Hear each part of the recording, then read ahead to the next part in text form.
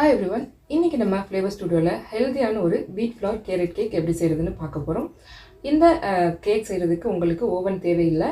ரொம்ப சுலபமாக நீங்கள் கடாயிலேயே கேஸ் ஸ்டவ் மேலேயே பண்ணிட முடியும். இன்றைக்கி நான் ஒயிட் சுகரும் யூஸ் பண்ணாமல் ஃபுல்லாக நாட்டு சக்கரை யூஸ் பண்ணி தான் பண்ணியிருக்கேன்.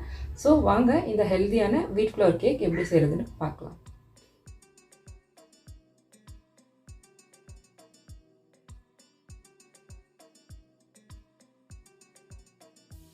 இந்த வீட் ஃப்ளவர் கேரட் கேக் செய்கிறதுக்காக முதல்ல 1/2 கப் அளவில் கேரட் வந்து நல்லா நைஸாக துருவி எடுத்துக்கணும்.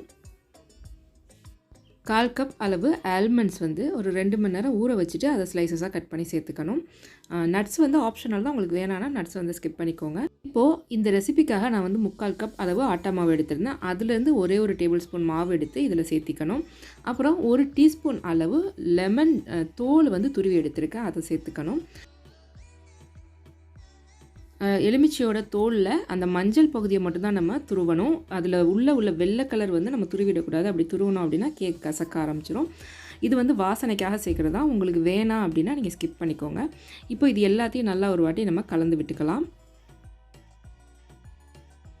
எப்போவுமே நம்ம கேக்கில் நட்ஸோ அல்லது கேரட்டோ இந்த மாதிரி சேர்க்குறோம் அப்படின்னா முதல்ல ஒரு டேபிள் ஸ்பூன் மாவில் நல்லா கலந்துட்டு சேர்த்தோம் அப்படின்னா கேக் வேகும்போது இது வந்து அடியில் போய் தங்காமல் இருக்கும்.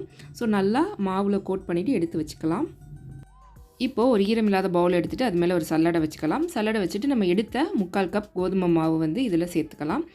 3/4 கப் கோதுமை மாவுக்கு நான் வந்து 1/4 கப் அளவு நாட்டு சர்க்கரை சேர்க்குறேன். அப்புறம் 1/2 டீஸ்பூன் அளவு பேக்கிங் பவுடர், 1/4 டீஸ்பூன் அளவு பேக்கிங் சோடா, கொஞ்சமாக உப்பு ஒரு 1/4 டீஸ்பூன் அளவுக்கு சேர்த்துக்கலாம்.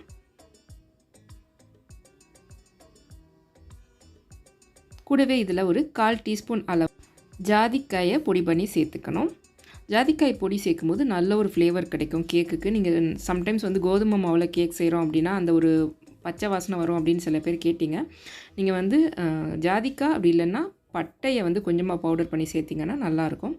இப்போ இதை வந்து நம்ம நல்லா சளிச்சு எடுத்துக்கலாம். ஏன்னா நாட்டு சக்கரை எனக்கு வந்து கொஞ்சம் கட்டி கட்டியாக வரும். ஸோ அது வந்து கேக்கோட டெக்ஸ்சரை மாற்றிடும் அப்படிங்கிறதுக்காக நான் வந்து நல்லா சளிச்சு எடுத்துக்கிட்டேன். இப்போது இதில் ஒரு 90 ml அளவில் ஆயில் வந்து சேர்த்துக்கோங்க. குக்கிங் ஆயில் சேர்த்துக்கோங்க. அதிகமாக வாசனை இல்லாத எண்ணெய்கள் வந்து நீங்கள் சேர்த்துக்கோங்க. இப்போ இதில் வந்து ஒரு முட்டை சேர்த்துக்கணும். ஒரு முட்டையோட அளவு பார்த்திங்கன்னா கரெக்டாக 1/4 கப் வருது. ஸோ நீங்கள் முட்டை சாப்பிட மாட்டீங்க அப்படின்னா 1/4 கப் அளவு நல்லா திக்கான தயிர் சேர்த்துக்கோங்க. அப்படி இல்லைன்னா 1/4 கப் அளவுக்கு நல்ல ஒரு பழுத்த வாழைப்பழம் வந்து மசிச்சு சேர்த்துக்கோங்க. நீங்கள் வாழைப்பழம் சேர்க்குறீங்கன்னா கேக்கோட இனிப்பு வந்து கொஞ்சம் எக்ஸ்ட்ராவாக வரும். அதனால் நாட்டு சர்க்கரையை கம்மி பண்ணிக்கோங்க. இப்போது இது எல்லாத்தையும் நம்ம ஒரு வாட்டி நல்லா கலந்துக்கலாம்.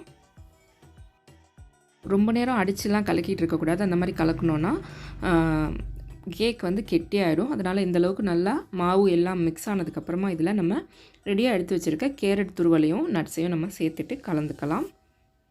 ஒரு வாட்டி லைட்டாக கலந்து விட்டுட்டு இதில் வந்து 1/4 கப் அளவு நல்லா காய்ச்சி ஆற வச்ச பால் வந்து சேர்த்துக்கோங்க.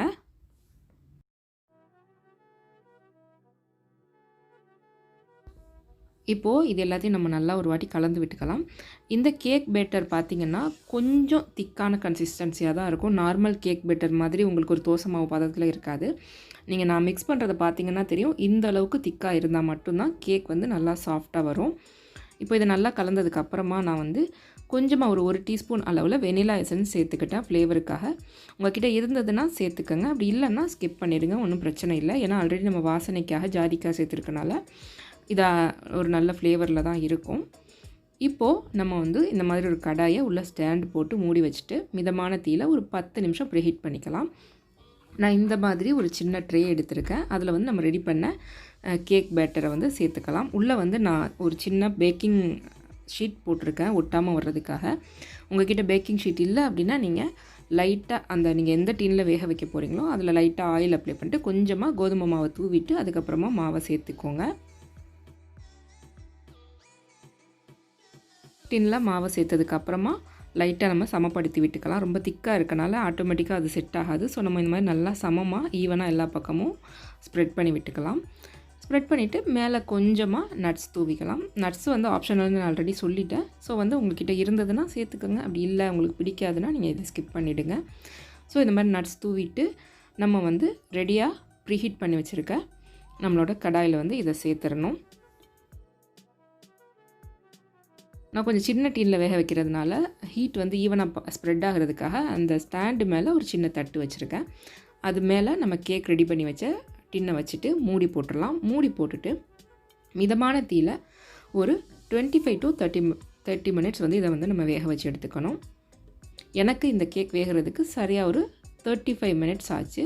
ஸோ வந்து உங்களோட அடுப்போட சூடு பொறுத்து கொஞ்சம் முன்ன பின்ன ஆகலாம். ஸோ கேக் வெந்துருச்சான்னு பார்க்குறதுக்காக இந்த மாதிரி ஒரு டூத் பிக்கால் நம்ம இன்சர்ட் பண்ணி பார்த்தோம் அப்படின்னா ஒட்டாமல் வரணும். ஒட்டிட்டு வருது அப்படின்னா இன்னும் ஒரு 5 நிமிஷமோ 6 நிமிஷமோ எக்ஸ்ட்ராவாக வேக வச்சு எடுத்துக்கோங்க. கேக் நல்லா வெந்ததுக்கப்புறமா நம்ம அடுப்புலேருந்து எடுத்துட்டு ஒரு 10லேருந்து 15 நிமிஷம் ஆற விட்டுடலாம். சூடோடு இருக்கும்போது அந்த டின்லேருந்து வெளியில் எடுக்க ட்ரை பண்ணாதீங்க, கேக் வந்து உதிர ஆரம்பிச்சிரும். ஸோ நல்லா ஆறுனதுக்கப்புறமா நம்ம இதை வந்து ஒரு பிளேட்டில் மாற்றிட்டு கம்ப்ளீட்டாக ஆற விட்டுறணும். அதாவது கேக் டின்லேருந்து கேக்கை வெளியில் எடுத்து வைக்கிறதுக்கு ஒரு 10லேருந்து 15 நிமிஷம் வெயிட் பண்ணுங்கள். அதை வந்து கேக் டின்லேருந்து வெளியில் எடுத்ததுக்கப்புறமா கேக் வந்து ஃபுல்லாக கம்ப்ளீட்டாக ஆறணும், அறவே சூடு இல்லாமல். அது வரைக்கும் வெயிட் பண்ணுங்கள். சூடாக இருக்கும்போது கட் பண்ண ட்ரை பண்ணிங்கன்னா கேக் வந்து ஒரு மாதிரி உதிரியாக உதிர்ந்து வர ஆரம்பிச்சிடும். ஸோ வந்து நல்லா ஆறுனதுக்கப்புறமா நம்ம வந்து இதை இப்போது கட் பண்ணி காட்டுறேன் பாருங்கள்.